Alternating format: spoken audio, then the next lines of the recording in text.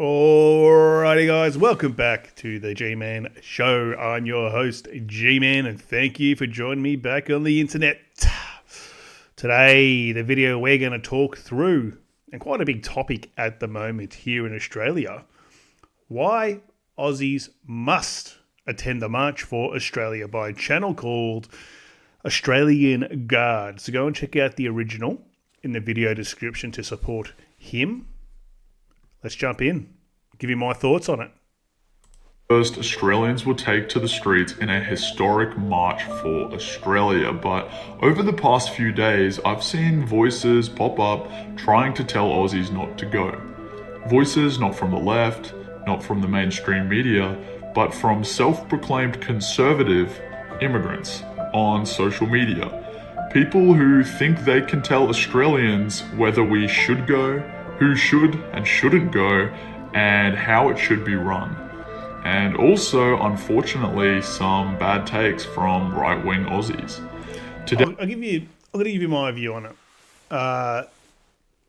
This whole March for Australia, in my opinion, isn't about race, what you look like, where you come from. I know some people will hijack it for that and use it for those purposes, and that'll be all over the news, and it'll be what's targeted as what the march is about. It's more about the conditions of people living in Australia who want to talk about and protest those. Cost of living, housing affordability, crime, the economy, the bleak outlook, the debt that we're in, especially here in Victoria, taxes through the roof. That's what, in my opinion, this is about. It's about people coming together and saying, "Hey, things are going down the drain. Let's make some noise about it." Not so much as people saying, if you say anything about Australia, March for Australia, that means that it's all white supremacist, that it's racist, that it's anti-immigrant. Now, it might be anti-immigration because that is a huge issue in the country.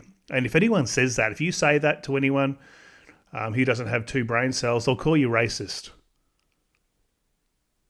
I can't see how having hundreds of thousands or more people coming here every year does not have an impact on the standard of life of the people already living here.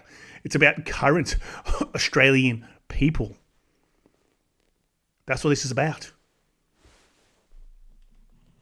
So people want to get up and you get a few bleeding hearts on TikTok, in the media, saying that the country is going mad because people want to march in the streets. Didn't we just have 2 weeks ago or a week ago in Sydney, they had a bridge protest with hundreds of thousands of people for all that stuff happening in the Middle East. That was fine. Nothing wrong with that. They had all sorts of stuff, burning the Australian flag. They had ISIS stuff going on there. They had extremist people there. That was all hushed down, and it was made out to be this super peaceful protest. But hang on, anything orchestrated and put together by people who live in this country to say it's for this country, that's not on. That's racism. I want to talk about how mad this country is, in my opinion. This isn't a racist rant. People here from all different backgrounds and people who assimilate. Most of us probably come from backgrounds who are people who migrated here at some point. It's about assimilating into the way of life and contributing positively to society. I think that's what all people expect from people who come here. But I want to talk about how nuts this is. So we can't have an Australian Day celebration, by having barbecue and beers and all that without being told that if you do that and celebrate that you enjoy living in the country, that you are directly responsible for oppressing the Indigenous people and it's Invasion Day. Hey, I wasn't there 250 years ago. But this is going to be things that bleeding hearts bring up, social justice warriors bring up. The joint was colonised 250 years ago. All right? Didn't happen yesterday. So we can't have Australia Day. They don't sell Australia Day merchandise, or they hide it in the back. It isn't highly promoted because apparently that's racist. That's racist. That's divisive. But then you go to Woolworths, Coles, other supermarkets, and they've got, the catalogue for Chinese New Year celebrations. They've got the catalogue for Diwali, Eid, all those sorts of things. But Australia Day, that's not allowed anymore because that's racist. Do you think over in India they have Australia Day? So the reason why I'm picking on India in this particular instance is I was just reading the news. It was yesterday. And so Federation Square was packed out for the Indian Independence Day celebrations. So we're pushing all that, but people can't march for Australia. Bonkers. Today I'm going to show you exactly what they've said, why it's wrong, and why this event is so important if we actually want to protect the old days and win back the future of this country. To support us, consider becoming a YouTube channel member or Patreon, or check out our merch. Links in the description below. You get these people talking about winning back and protecting and all that sort of thing. It's gone. So look at the UK. It's already too far gone here. That way of life is gone. What you're seeing in these videos and all this footage from 1966, the old times Australia, that's not existent. It's gone. People say we need to get that back. This hasn't been around for 20, 30 years. Done. Look over the UK. Absolutely cooked. We're a year or two away from that. It's happening whether you like it or not. You can protest in the streets. The government isn't going to do anything about it. Be absolutely clear on what the March for Australia is. This is not some random stunt or event. It's a peaceful nationwide protest happening in 7 cities across the country, and its organisers have been very clear on the goals. Stop mass immigration, protect our heritage, and keep Australia Australian. They've set strict guidelines to keep the focus sharp. Only Australian flags allowed. No foreign flags. Peaceful, no violence, no chaos. And 100% grassroots, so not owned or run by any political party or group. This is about ordinary Australians taking a stand on one of the biggest issues, probably the biggest issue of our time, without letting the message get hijacked or changed. And that's the thing. So they said Australia, people living in Australia who enjoy the Australian way of life. This isn't about white people. This isn't about a protest against people of colour and different backgrounds. It's people standing up for the place that we live in. We don't want it to change. And as I said, I unfortunately, I think it's too far gone. But that's what it's about. And I've seen in the media, and they've said all sorts of things, that it's a neo-Nazi rally, a right-wing extremist. As I said, if anyone says anything or has an Australian flag, you wave an Australian flag in Australia. Countries all over the world do that. You go to the US. I went to the US recently. People have got the flag flying in their front yard, on their car. It's a very common thing to see. You do that here. People call you a bloody racist.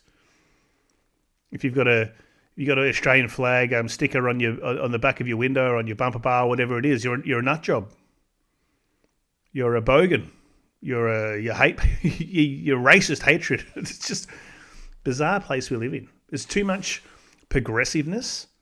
It's too much being progressive for the sake of regressing what we have here. What makes this country so great, or did make it so great? I think Victoria is long gone. I'm a Victorian. I don't really enjoy living in Victoria. I think it's a bit of a shithole now. I think, really the last nail in the coffin was all those lockdowns and all that. It just hasn't come back. People don't look happy here. It's just doesn't have a good vibe about it. And it's all pushed by, it's a communist run state. Socialist. Tax. All this leftist stuff, all the stuff in schools. I've made videos about that. They've been pushing all that transgender type stuff for 5-year-olds in their curriculum. Bananas. Bonkers. Things that are happening here, you'd be put in a... If you said they were happening now, 50 years ago, people would think that you were completely insane. And major right-wing voices like Bob Katter, George Christensen, Ozpil, What's News, and more have spoken about and backed the event. But I've recently seen heaps of noise and bad takes and alleged. It's interesting because at Ozpill, there was an article about him, was a complete hit piece that talked about his whole family and all this sort of stuff in news.com.au, making him out to be a monster. It's just, I don't know. We live in a bizarre world, and sometimes I just want to be off planet. Get me in a rocket. Get me out of here. Smear attempts from mainly conservative immigrants, ones such as Big Chocky and Joel Jamal, and unfortunately even other right-wing media pages and people like Reignite Democracy, The People's Revolution, and even Topher Field, making false claims about the event in order to stop Aussies from attending. Let's talk about the march on the 31st of August. People keep asking if I'm going, and the answer's fucking no. Why? It's organised by the NSN. These guys don't attend this march. He was contacted by some people in these white nationalist circles, people who are basically in bed with the National Socialist Network, and when he realised that these people, he just handed the event to them. The main claim is that it is being led by the NSN, a white nationalist group and alleged extremists, as they call them, and that because of this, the event is going to be... But that's all right. It's fine to have ISIS flags and the Australian flag burnt in the street, but even if someone's an extremist Australian, you can't have that. Someone who maybe historically would have called patriotic. You can't have that. So if you're not a racist, you shouldn't go. That's is it. Basically what they're saying. But that false claim has been completely disproven by the actual organisers themselves, stating this is not organised by any of the National Socialist Network members or by any one group. And they've also stated that it is not for monetary gain and they're not accepting donations or doing any merchandise.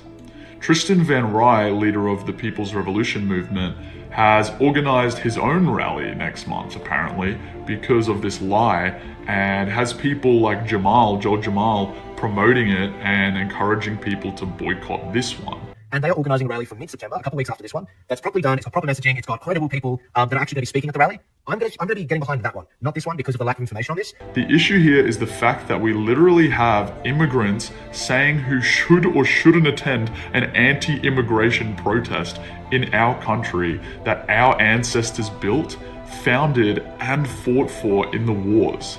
I like most of these guys and what they stand for. So I'll say, look, if you're going to be politically correct, they're probably second generation, so they're Aussies, but that's what this is all about, in my opinion. So I know some people will take it as white people, white Australia. That isn't the way I see it. It's the Australian way of life, the Australian values, the culture we have here. People say Australia has no culture. It does have a culture.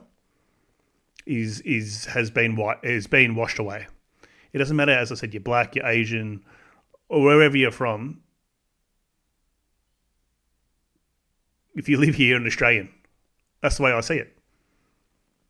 Especially if you're a multi-generations down the line. No one can say, oh, you're an immigrant. But it's about not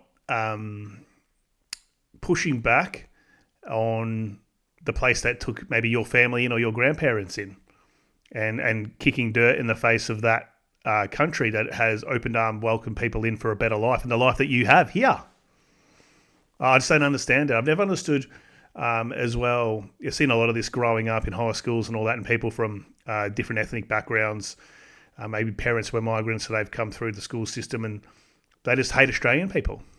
Like the Australian kids call them Skips, and well, the list goes on of what you'd be called, Skippy and Aussie Bogans and Ockers and all of that. Did people go to India? Like if you went to India, migrated over to India, and went to school there, that you're going to call them all sorts of insults? I just never get it. So it was like those kids are being taught by their parents. It comes from somewhere that Australians are second class. They're not as good as them. Wherever they've come from is better than here. It's like, what are you doing here then? If the place, you got people, oh, I'm from Lebanon, or I'm from Italy or Greece, and I'm a proud Greek. Good on ya. If it's so good, why are you here? Why did your family come here? That's one thing I always had an issue with. I never just understood that. But it's obviously comes from more or less other cultures being racist towards Australians in Australia. I never got it. You don't go to India or China and start calling people all sorts of things, racial names. You'd be thrown out. before, like Joel Jamal, for example, he's a Christian, I'm a Christian, you know, there's things that we have in common and things we align with, but just the truth and the reality is that it makes sense that all these immigrants are questioning the event or discouraging people from going with propaganda, fake narratives, because this event is literally about, quote, protecting our culture, heritage, and way of life, which was traditionally, and even in 1961, 98.7% white European, mainly Anglo-Saxon or Anglo-Celt, and 87.4% Christian, which we have majorly lost both this heritage and culture because of mass immigration from the third world. So of course they're not backing these protests, because if you bring the whole idea that this protest is about through to its end, that means no more immigrants like them coming in. And for them, could eventually lead to re-immigration like we are seeing in countries all over the West called for. Austria, UK, Germany, all around. And that would mean back to Colombia. Think about this, right? Think about this. As I said, I'm probably not as hardline as some of these other people saying, well, it's all about white, Anglo-Saxon. That's what the country is. It isn't that. For me, it's the value system. It's the vibe of the place. It's been just a really good place, collegiate place to live with a supportive culture. That's what I'm about.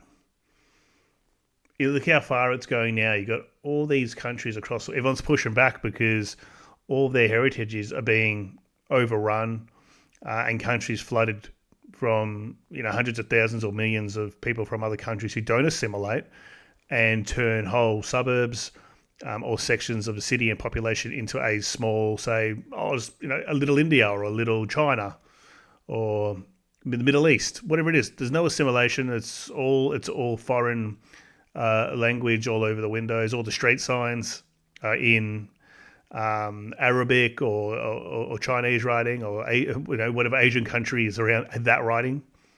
That's what it is. And so people get sick of this. Damage is done. It's good to have a voice and maybe say hey, but it's not going to get anywhere. As I said, this has been a problem that this has been happening for decades. And now it's hit sort of fever pitch, and people are having enough to the point where they'll go out on the internet and talk about it. As I said, I'm not a racist person. I've got friends from all backgrounds, and they love being an Aussie. They identify as an Aussie. So it's the ones who don't. That's the issue. Back to Syria and wherever else for these people. But unfortunately, the even sadder thing is Topher Field, who I like, and he has a lot of great takes, and push back against the government, and he's done a lot of great things. But even he's bought into this anti-march narrative. For those of you that are planning to go, please hear me when I tell you that this event has been hijacked, and it is not about Australia in the sense that you know it. This rally is about white Australia. Everyone who attends, including you, is going to be used as a prop, as a backdrop for a white supremacist publicity stunt. I watched his video on it, and he makes a few points that are fine, but mainly he talks about how it's white supremacists that are running this. The only thing I can say with this guy here, Australian Guard, isn't helping himself, is that he's saying it's all about Europe. He's going back about all the demographics and talking about. He's not helping the cause. I know where he's coming from, but yeah, if you want to directly call out white people and talking about white Australia, well, you sort of do lend yourself to being, what's the word?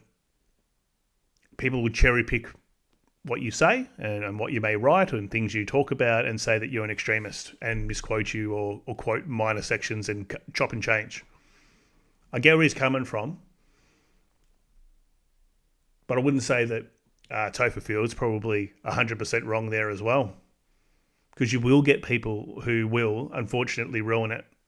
You will get the people turning up in the all black gear and all of that and carrying on, and Jacinda Allen will come out, and because there were 50 people like that in a sea of 200,000, that it was a white supremacist disgusting rally, and that'll be the focus. When it's probably just people taking their family for a day out for a walk, marching for Australia, walking for Australia. So you can see how this is going to be positioned in the media. And yeah, it's not the NSN, but they're still white supremacists pretty much. But overall, he makes a lot of weak points and weak arguments that are just really out of touch, if we're honest. And that was the main thing I got from watching his video. Unfortunately, Topher is just extremely out of touch It just seems like he's adopting this like 2010 mindset of like, oh no, I can't be called racist. Like, oh no, we should all be afraid to be accused of racist or being walking next to someone who is racist. And like, people don't care about that anymore. I don't know why he still thinks people care about that. Australians and people are not afraid to be called names if it's at the cost of literally like losing our country and losing our heritage.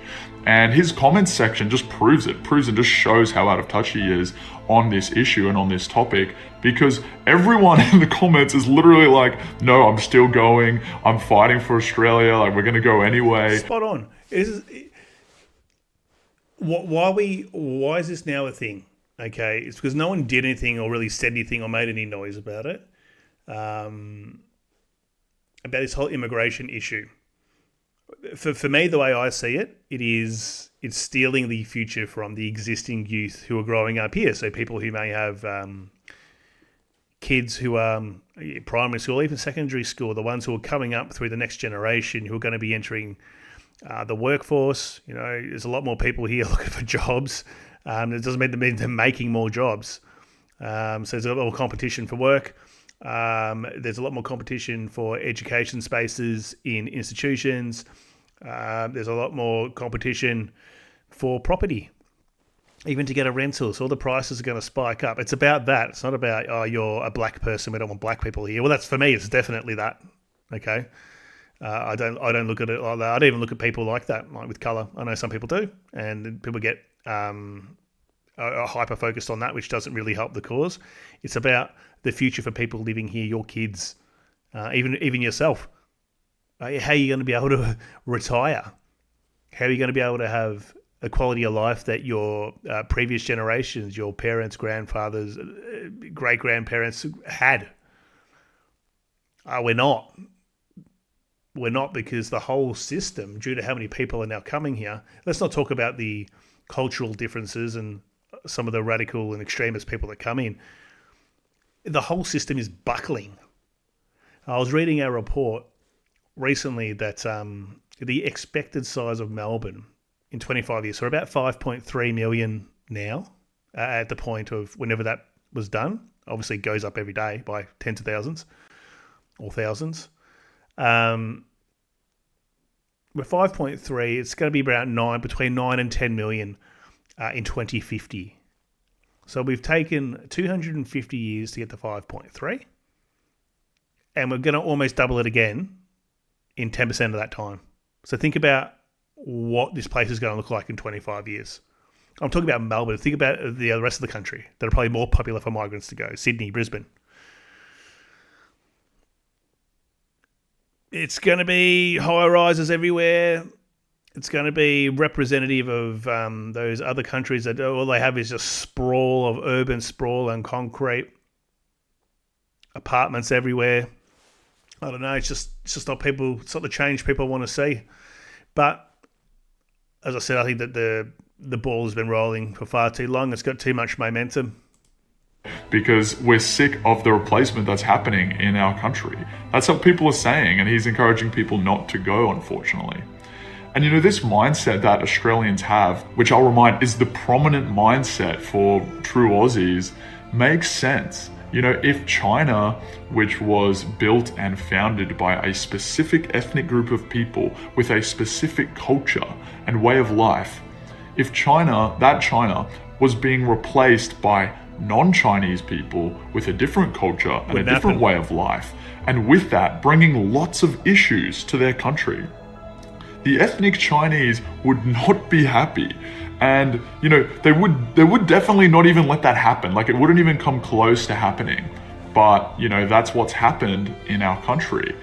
And the reality is, Australians want the old Australia back, our culture and our heritage. That's the thing. We've been too open-minded and too progressive with it as well, in my honest opinion.